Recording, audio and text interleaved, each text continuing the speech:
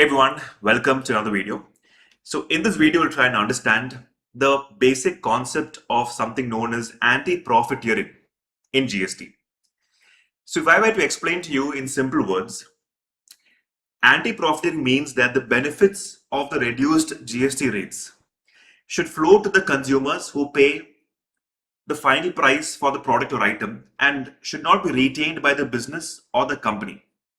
In other words, if you remember, from 21st September 2025 onwards, or effective from that day, GST 2.0 is relevant, wherein you have a lot of products. For a lot of products, GST rates being slashed from a 28% to an 18%, from a 12% to 5%. Therefore, the benefits of the reduced GST rates or the input tax credit should flow to the ultimate consumer. The consumer should feel that the benefit of should feel the benefit of the GST rates being slashed from a 18 to a from a 28 to an 18%, from a 12 to 5%, and should not be retained by the business or the company themselves.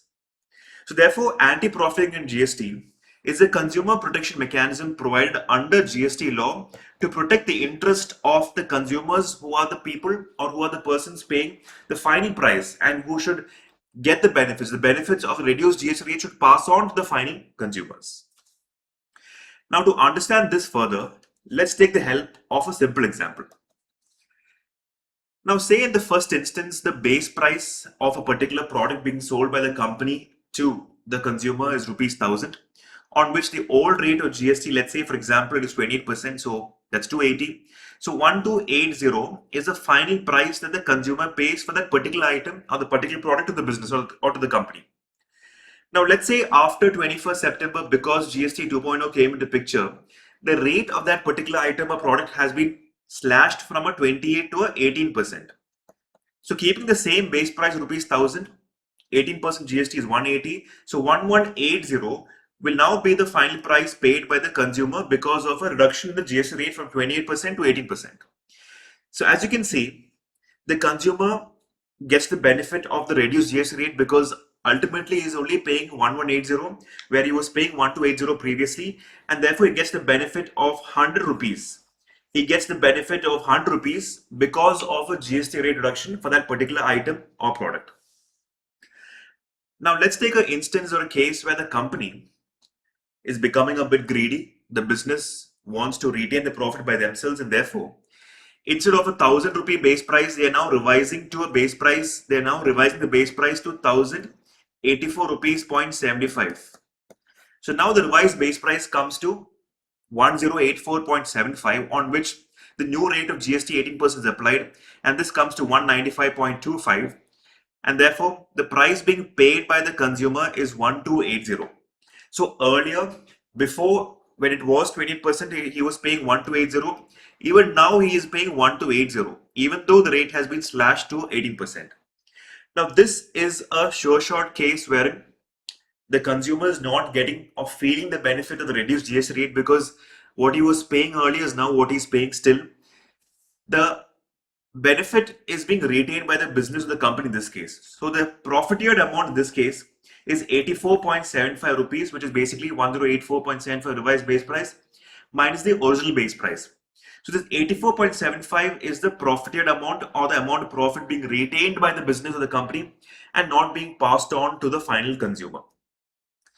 And therefore there are provisions, there are mechanisms in place under GST to prevent this profiteering, and that is called anti-profiteering measures.